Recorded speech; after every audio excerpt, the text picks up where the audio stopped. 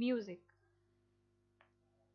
Indian classical music is divided into two styles. They are known as the Hindustani and the Carnatic. The Hindustani music became popular in North India, whereas the Carnatic music became popular in South. Indian classical music दो parts में divided है, हिंदुस्तानी और कर्नाटक में. Karnataka form south India में popular है और हिंदुस्तानी style north India में. When the Turks came to India, they introduced the new instruments like rabab and sarangi. Later, Amir Khusro invented the sitar. जब तुर्क्स आए थे इंडिया में तो उन्होंने अपने साथ कौन से इंस्ट्रूमेंट्स लाए थे? रबाब और सारंगी. बाद में आमिर खुसरो ने इंडिया में कौन से म्यूजिकल इंस्ट्रूमेंट का इन्वेंशन किया था? सितार का.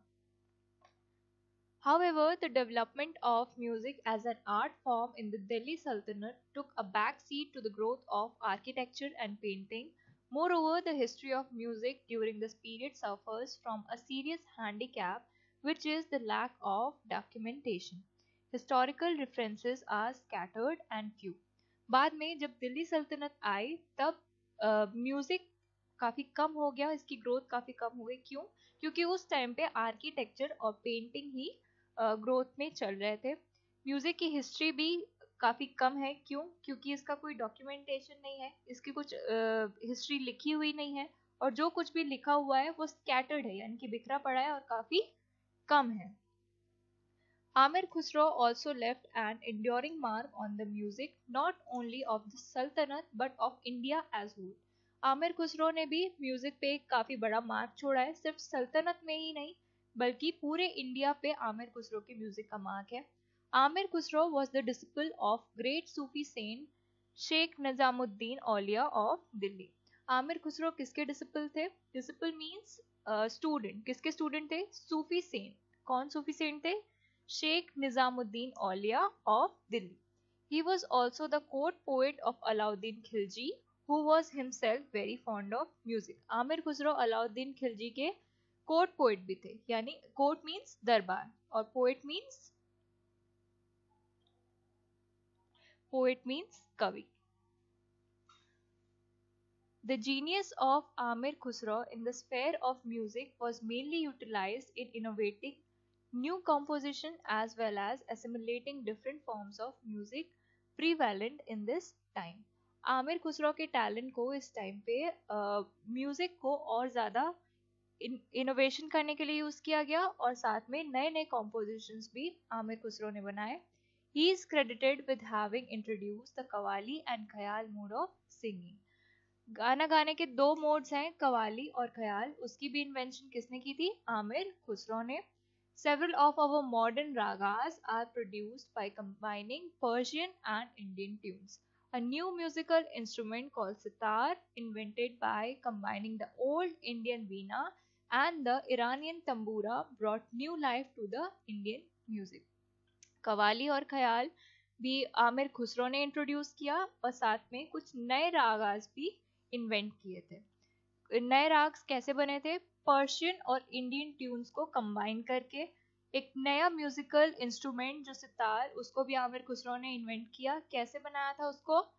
ओल्ड इंडियन वीना और इरानियन म्यूजिकल इंस्ट्रूमेंट तंबूरा को कंबाइन करके सितार बनाया गया.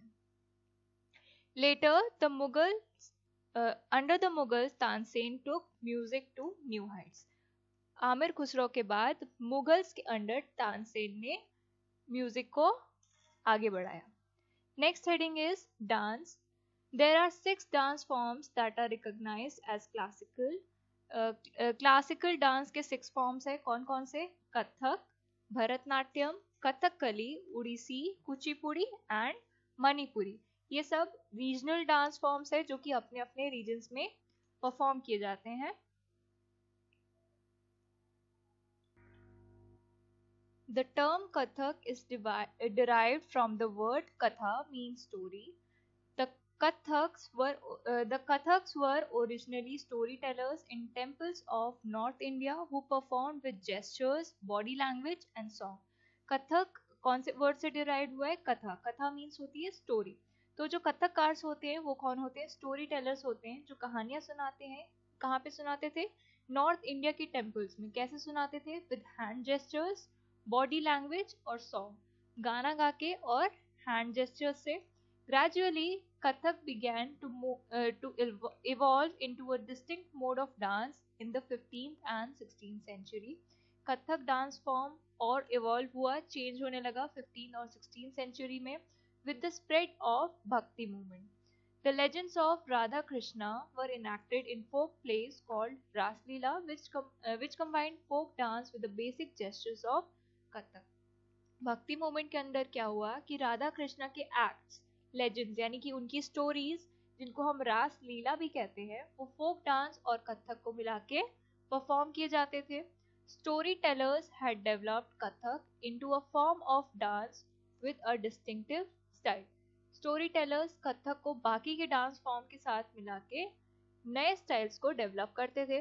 Under the patronage of Wajid Ali Shah, the last Nawab of Awadh, it grew into a major art form and was established as the dance form of the whole northern India.